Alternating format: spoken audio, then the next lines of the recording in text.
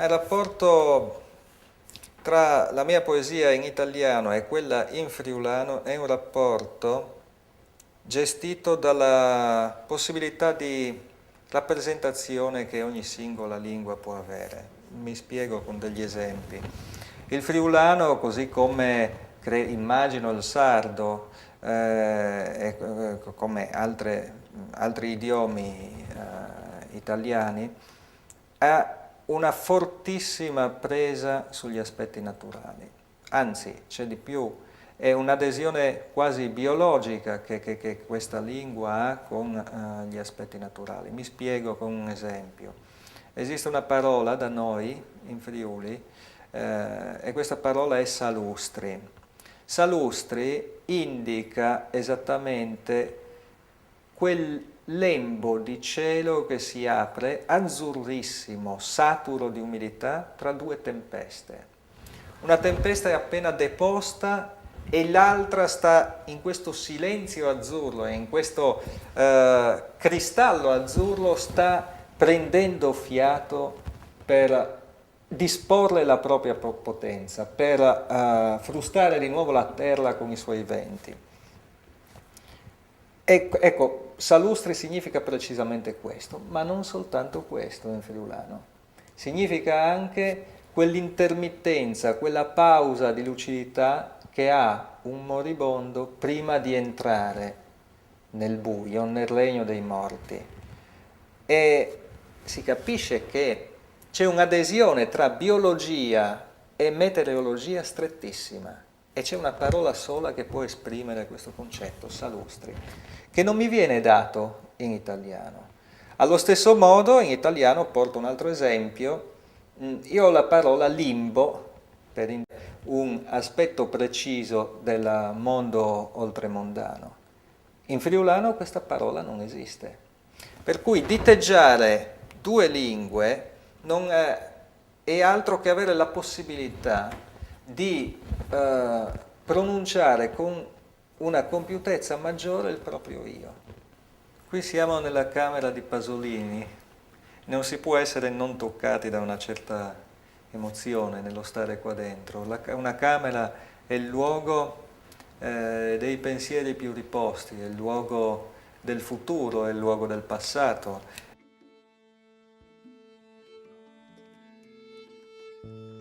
La poesia che vi leggerò è una poesia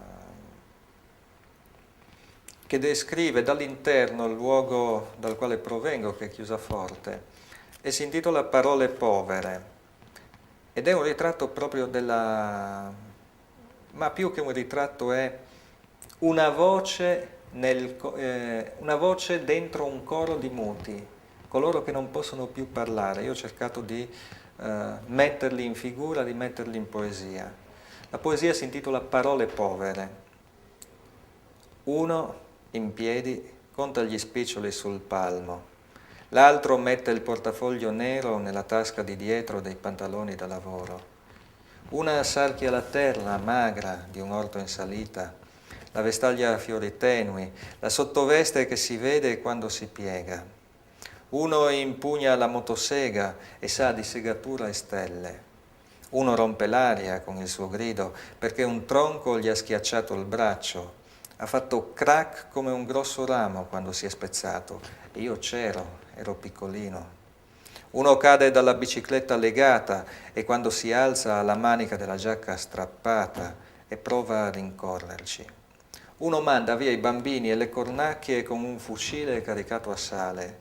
Uno, pieno di muscoli e macchie sulla canottiera, Isolina, portami un caffè, dice.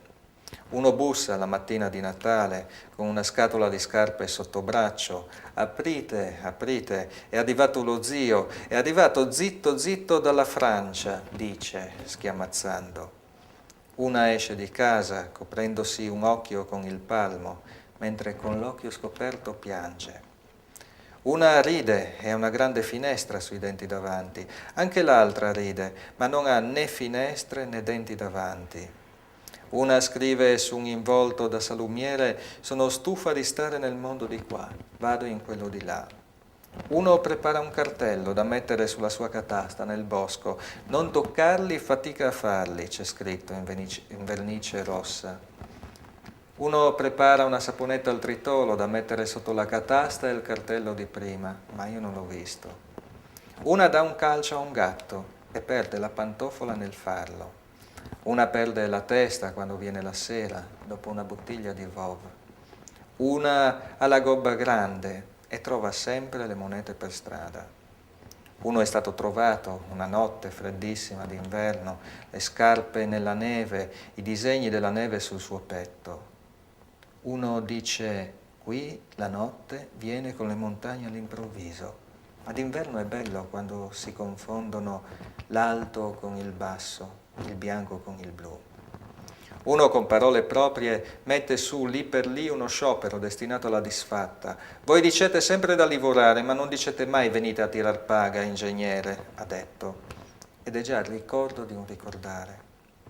Uno legge Topolino, gli piacciono i film di Tarzan e Standio e Ollio e si è fatto in casa una canoa troppo grande che non passa per la porta.